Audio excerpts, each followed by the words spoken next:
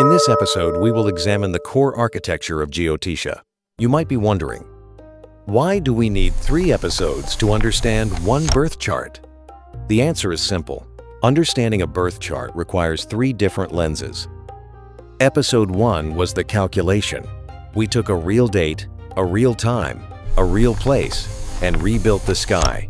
The skeleton was complete, but a skeleton alone tells you nothing. Episode 2. This episode is the architecture.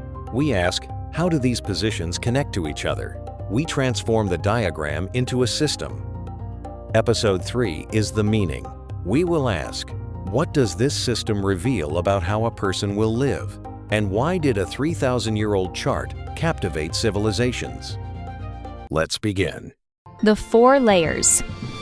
In Jyotiṣa, interpreting the ascendant, zodiac signs, and placement of the planets requires understanding 4 layers simultaneously. First, the house, or bhava. The house tells us the area of life, career, family, spirituality. Each of the 12 houses governs a different sphere. Second, the zodiac signs. The signs occupy respective houses once the ascendant sign is determined in house 1.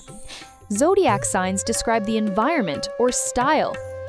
Third, the planet. Based on their locations in the sky at birth, the planets are placed in the signs assigned to respective houses. The planet is the active force. Fourth, the house lord or Bhavesh. Every house or bhava has an owner or ruler or Bhavesh. Because every house contains a sign, every house has a lord, the planet, that rules it. A lord can rule its house from a distance. It doesn't need to sit inside the house to manage it. The 12 houses. The 12 houses are like 12 rooms in a palace. They are fixed and do not change in any chart. Each house governs a specific life area. For our chart, focus on these. House 1 is the entrance. It represents identity, who you are at your core. In our chart in House 1, Cancer is protective and introspective with the Moon and Jupiter, combining emotional wisdom with spiritual wisdom. House 4 is the foundation, home, mother, roots, emotional security. In our chart, the planet Saturn is in Libra. This suggests stability with balance, but also separation. House 7 represents partnership, marriage, opposition, public dealings. In our chart, Mars is in Capricorn. This means courage and discipline in facing challenges. House 9 represents Dharma, spiritual beliefs, higher learning, purpose. In our chart, Venus in Pisces suggesting transcendent love at the level of cosmic order. House 10 is public life, career, status, visible authority. In our chart, the Sun is in Aries, blazing, powerful leadership visible to the world. The House Lords? Each zodiac sign has a planetary ruler. Since every house contains a sign, every house has a lord. A planet that manages it, the owner determines how it functions overall. Fascinating facts about Bhavas and Bhavesh. In our chart, Mars is the ruler or lord of House 10, representing career and kingdom, and while sitting in House 7 represents war and opposition. This means the person's public duty and leadership are inseparable from his or her warrior nature and battles. The Bhavesh is never silent about its own house, no matter where it resides. When a Bhavesh occupies its own house, as the Moon does in House 1 in our chart, its influence is magnified exponentially, creating what's called a strongly placed house. Tattvas and Gunas. The 360-degree zodiac belt is also divided into 5 physical tattvas and 3 behavioral gunas.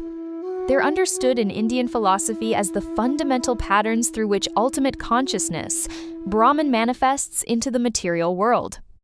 The 3 gunas, or 3 modes of energy, are: Sattva naturally gravitates toward harmony, clarity, and dharma. Rajas naturally drives action, change, and ambition, and Tamas naturally inclines toward inertia, ignorance, and dissolution.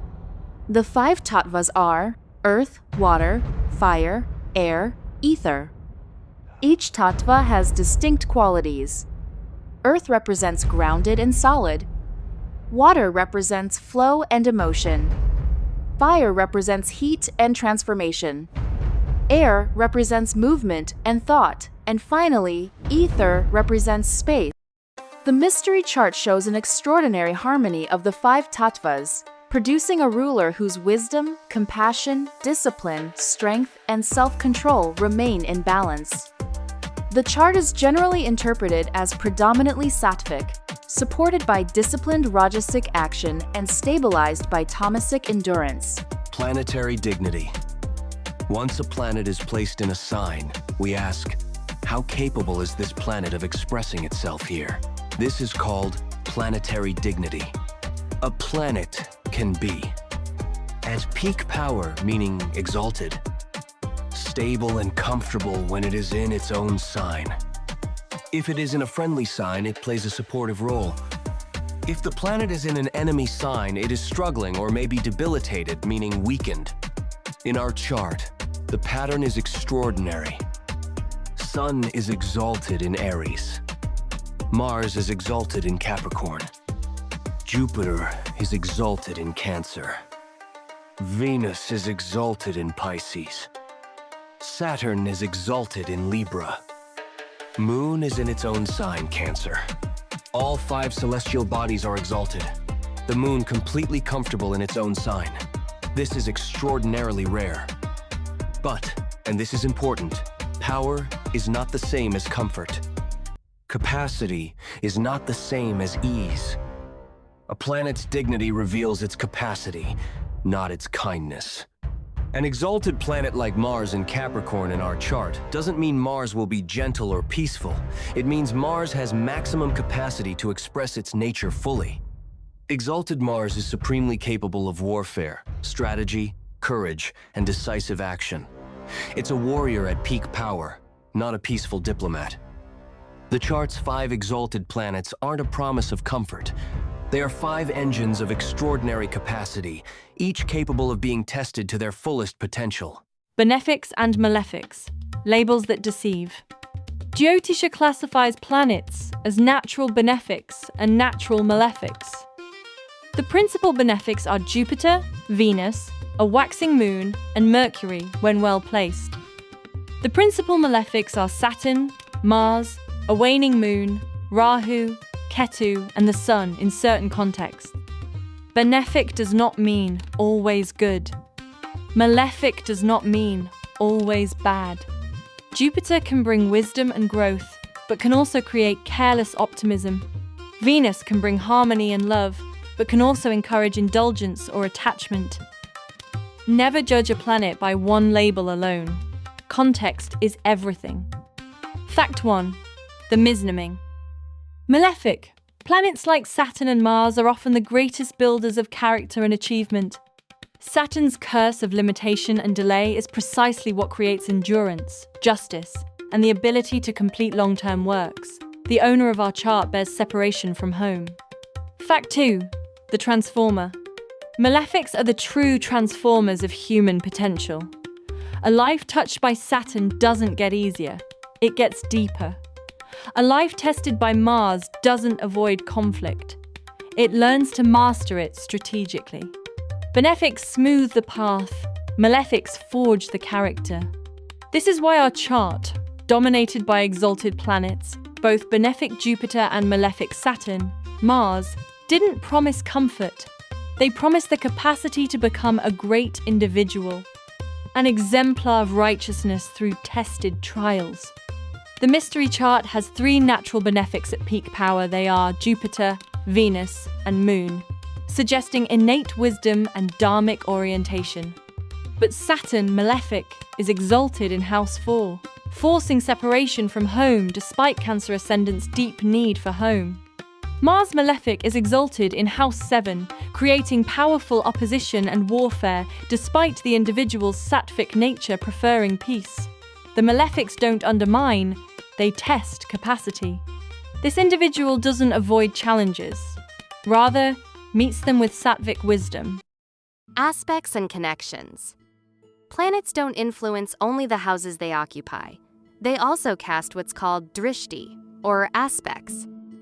The 7th house universal law.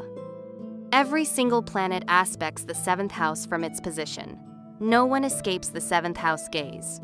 But certain planets add devastating special aspects. Mars aspects the 4th house of home and 8th house of transformation. Jupiter aspects the 5th house of children and creativity, and also 9th house of dharma and fortune. Saturn aspects the 3rd house of siblings and the 10th house of career and kingdom. In our chart, Mars in the 7th house aspects the 10th house of kingdom, which is under threat from arch-enemy, and the 4th house of home and wife, threatening separation. The moon nakshatra, the subtle layer. The zodiac is also divided into 27 lunar mansions called nakshatra. If the sign is the costume the actor wears, the nakshatra is the actor's personality beneath the costume. In the mystery chart, the moon occupies Punarvasu nakshatra. A moon in Punarvasu suggests someone with deep resilience, the ability to recover after setback, to return to find light in darkness. Punarvasu is associated with renewal and restoration, return after difficulty, recovery and healing, light emerging from darkness. This symbol of return and restoration will become especially significant when we reveal who this chart belongs to. Atithi is a lunar day determined by a 12-degree separation between the sun, revealing emotional disposition and innate tendencies. The person whose chart we are reviewing was born on Sukla Navami, the 9th waxing Tithi, associated with courage, righteousness, protection, leadership, and decisive action, making it one of the most auspicious tithas for births destined to uphold dharma and noble ideals. This person possesses remarkable gifts: emotional resilience, spiritual wisdom, public authority, discipline, and transcendent love. But such power comes with weight, with responsibility, with the demand to use that power well. Power is not ease. Capacity is not comfort. The mystery deepens. In episode 3, we answer the final question: who is this person? And in answering that question, we'll understand why a chart of such extraordinary power belongs to someone whose life was marked not by ease, but by exile, loss, war, and ultimately by sacrifice. The chart is waiting. This video was created using AI by Umang Shah. If you found this video informative, please share and subscribe.